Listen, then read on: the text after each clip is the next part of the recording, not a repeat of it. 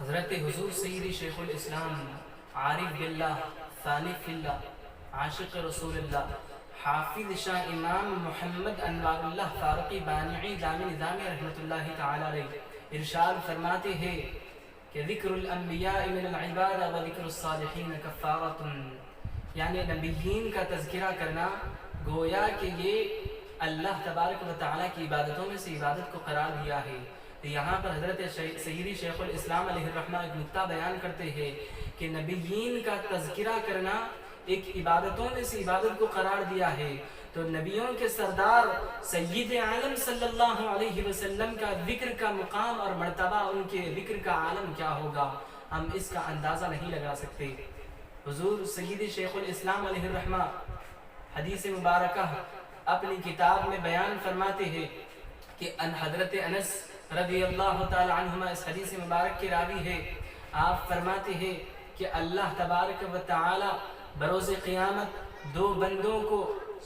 فرشتوں کے سامنے کھڑا کر فرمائے گا کہ یہ میرے بندوں کو جنت میں داخل کر دو۔ وہ بندے کہیں گے کہ اے رب ذوالجلال والاکرام، ہمارے اعمال تو اس قابل نہ تھے کہ ہم تیری اطاعت اور فرما برداری کی بنا پر جنت الفردوس میں اعلیٰ مقام حاصل کرے، پھر آج ہم کو جنت میں کس بنا پر بھیجا جا رہا ہے؟ تو اللہ تبارک و تعالی ان کو جواب دے کر یہ ارشاد فرمائے گا کہ اے میرے بندوں، یہ جان لو کہ مجھے اس بات سے حیا آتی ہے کہ جس بندے کا نام محمدی صلی اللہ علیہ وسلم سے ملتا ہوگا، یعنی جس بندے کا نام یا نام احمد ہے یا محمد ہے، تو اس بندے کو دوزخ میں رکھنا میں گوارا نہیں کروں گا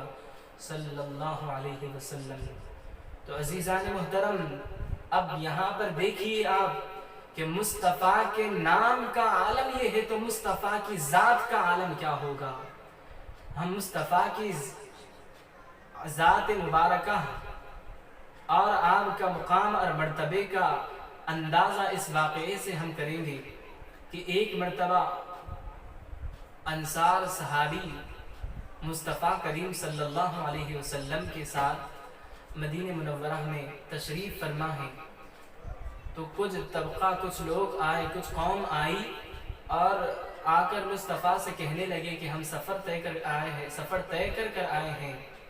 تو جب مصطفیٰ نے یہ سنا تو آپ نے ایک انصار صحابی سے فرمایا کہ جاؤ انہیں اپنے گھر لے جاؤ،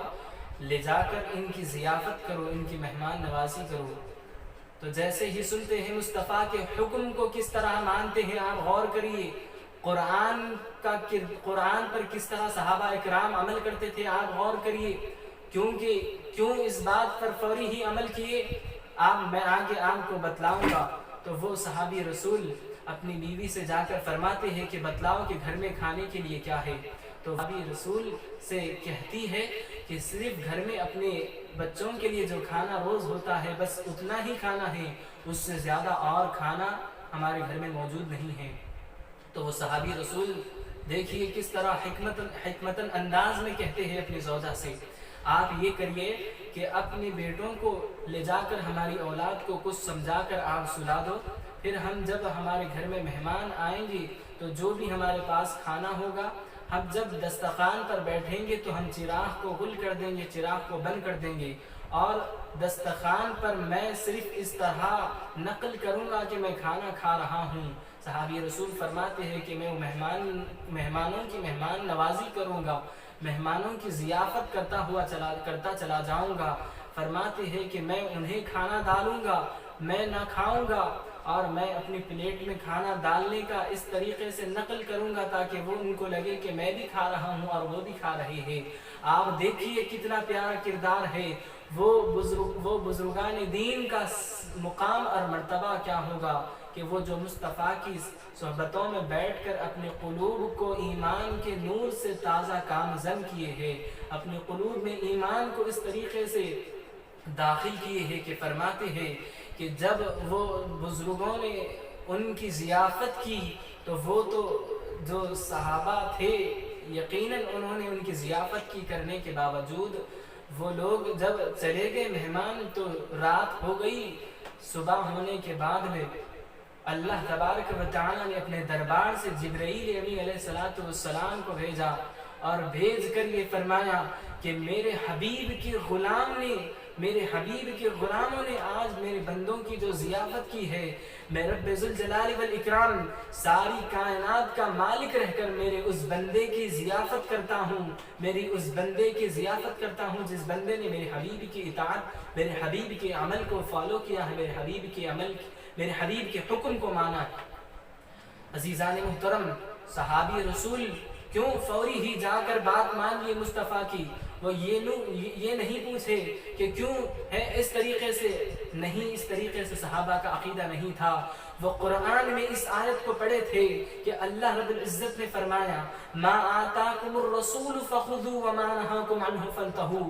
مصطفیٰ اگر کسی بات کا حکم دے دے تو وہ مان لینا چاہیے، وما نہاکم عنہ فانتہوا۔ مصطفیٰ اگر کسی حکم سے روک دے تو اس سے فوری رک جانا چاہیے۔ اسی لیے انہوں نے وہ بزرگوں کی، وہ آنے والی قوم کی اس طرح ضیافت کی کہ دربار الہی سے جبرائیل امین علیہ السلام آ کر یہ پیغام پہنچائے ہیں کہ آپ کی ضیافت اس طرح اللہ کو پسند آئی ہے کہ اللہ نے آپ کے لیے جنت میں اعلیٰ مقام رکھا ہے۔ عزیزان محترم، کیا آج ہم کو ضرورت نہیں ہے کہ ہم مصطفیٰ کے کردار کو اپنائیں؟ کیا آج ہم کو ضرورت نہیں ہے کہ ہم قرآن مجید کی تلاوت کریں؟ کیا آج ہم کو ضرورت نہیں ہے کہ ہم حضور پاک علیہ السلام کی سنتوں پر عمل کریں؟ کیا آج ہم کو ضرورت نہیں ہے کہ ہم اپنے اعمال کا جائزہ لیں؟ میرے حبیب حضور پاک علیہ السلام کی شان اور عظمت، مقام اور مرتبہ اللہ تبارک و تعالی نے متعدد مقامات پر بیان فرمایا ہے کہ مصطفیٰ کی شان اور عظمت کس طرح اللہ نے بلند کی ہے کہ لولا کما خلقت الجنہ وما کا خلقت النار، یعنی اللہ تبارک و تعالی فرماتے ہیں کہ ایک مقام پر اے حبیب اگر آپ نہ ہوتے تو میں نہ تو جنت کو پیدا کرتا نہ تو دوزخ کو پیدا کرتا۔ حقیقت تو یہ ہے کہ مصطفیٰ اگر نہ ہوتے تو اللہ تعالیٰ فرماتا ہے کہ میں کائنات کو ہی پیدا نہ کرتا، کہ پس وہ نور پاک رب العالمین پیدا ہوئے، وہ ہوئے پیدا کہ جن کے خاطر سب زمین و آسمان پیدا ہوئے۔ اللہ تبارک و تعالیٰ نے یہی ارشاد فرمایا ہے کہ مولا میرے حبیب اگر آپ نہ ہوتے تو میں کل کائنات کو ہی پیدا نہیں کرتا۔ تو معلوم ہوتا ہے کہ اگر مصطفیٰ کی تشریف آوری نہ ہوتی تو ہم کو نہ تو نماز پڑھنے کا سلیقہ آتا، نہ تو قرآن ہم تک پہنچتا۔ عزیزان محترم، جب بندہ قرآن پڑھتا ہے تو ملائکہ آتے ہیں اور اس کے حق میں دعائیں مغفرت طلب کرتے ہیں۔ تو قرآن پڑھنے والے بندے کا مقام اور مرتبہ اس طرح یہ ہے کہ جب بندہ قرآن پڑھتا ہے تو اس کے درجات میں بلندی کی جاتی ہے، اس کے نام اعمال میں قرآن مجید کی تلاوت کی فیوز و برکات اس کی زندگی میں وہ محسوس کرتا ہے، اس کے اعمال میں سے گناہ مٹا لیے جاتے ہیں، اور قرآن پڑھنے والے بندے کے حق میں یقیناً اللہ تبارک و تعالی اس بندے کو بہت بڑا مقام عطا فرماتا ہے۔ تو عزیزان محترم، ہم کو ان باتوں سے یہی سمجھ میں آتا ہے کہ قرآن پڑھنے والے کا مقام اللہ تبارک و تعالی اس قدر بلند کرتا ہے کہ اسے جنت میں داخل کرتا ہے۔ تو قرآن پڑھنے والے کا مقام اس قدر بلند ہے تو صاحب قرآن کا عالم کیا ہوگا؟ اگر صحابہ اکرام کسی بندے کے حق میں کہہ دے کہ یہ اگر جنتی ہے تو یقیناً وہ دربار الہی میں بھی جنتی ہوگا، اگر صحابہ اکرام کہہ دے کہ یہ بندہ دوزخی ہے تو وہ دربار الہی میں بھی دوزخی ہوگا۔ میں یہ ان باتوں سے یہ سمجھانا چاہتا ہوں، اللہ تبارک و تعالیٰ کے حبیب پاک علیہ السلام کے صحابہ اکرام اگر کسی بندے کے حق میں کہہ دے یہ ہو جانا چاہیے تو وہ دربار الہی میں بھی ہو جانا چاہیے، تو یہ یہاں پر مقبول ہے تو وہ دربار الہی میں بھی مقبول ہے۔ عزیزان محترم، غلاموں کی زبانوں کا عالم یہ ہے تو مصطفیٰ کے قول کا، مصطفیٰ کی کردار کا، مصطفیٰ کی ذات کا عالم کیا ہوگا؟ عزیزو، آج ہم کو ضرورت ہے کہ ہم مصطفیٰ کی شان اور عظمت کا اندازہ لگائیں کہ کس قدر اللہ رب العزت نے اپنے حبیب پاک علیہ السلام کی شان اور عظمت بیان کی ہے۔ دیکھیے کہ ان اشعار سے کہ اللہ تبارک و تعالیٰ کے برگزیدہ بندے اور اللہ تبارک و تعالیٰ کے اولیاء اکرام کس طرح آقا کی شان اور آپ کی عظمت اور آپ کی تعظیم بیان کر رہے ہیں، بیان کرتے ہوئے فرماتے ہیں کہ پس وہ نور پاک رب العالمین پیدا ہوئے، وہ ہوئے پیدا کہ جن کی خاطر سب زمین و آسمان پیدا ہوئے، یعنی مصطفیٰ پیدا ہوئے ہیں تو مصطفیٰ کی خاطر اللہ تبارک و تعالیٰ نے ساری زمین کو پیدا کیا اور آسمانوں کو پیدا کیا ہے۔ میں آخری بات کہہ کر اپنی گفتگو کو ختم کرتا ہوں۔ اللہ تبارک و تعالیٰ کی حبیب پاک علیہ السلام ارشاد فرماتے ہیں کہ میں جب جنت میں داخل ہوگا تو وہاں پر ایک فرشتہ ہوگا اور فرمائے گا کہ وہ گیٹ بند کر رہے گا، مصطفیٰ کو دیکھ کر گیٹ کھول کر فرمائے گا کہ مجھے اللہ تبارک و تعالیٰ نے یہ حکم فرمایا تھا کہ میں گیٹ کو بند کروں جنت کی، جب مصطفیٰ آئیں تو جب ہی کھولوں، اور مصطفیٰ جنت میں داخل ہوں گے اور باہر نکل کر آ جائیں گے اور فرمائیں گے اور فرماتے ہیں مصطفیٰ کریم صلی اللہ علیہ وسلم کہ سب سے پہلے جنت میں جانے والے بھی مصطفیٰ ہیں، اور سب سے پہلے جنت میں جانے والی امتوں میں سے، تمام امتوں میں سے سب سے پہلے جنت میں جانے والی اگر کوئی امت ہے تو وہ بھی امت محمدی صلی اللہ علیہ وسلم ہے۔ عزیزان محترم، حضرت سیدی شیخ الاسلام علیہ الرحمہ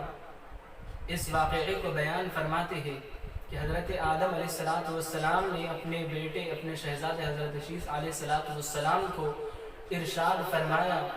کہ اے میرے فرزند، تم کو میں آج نصیحت کر رہا ہوں، میں جب دنیا سے رخصت ہو جاؤں گا تو تم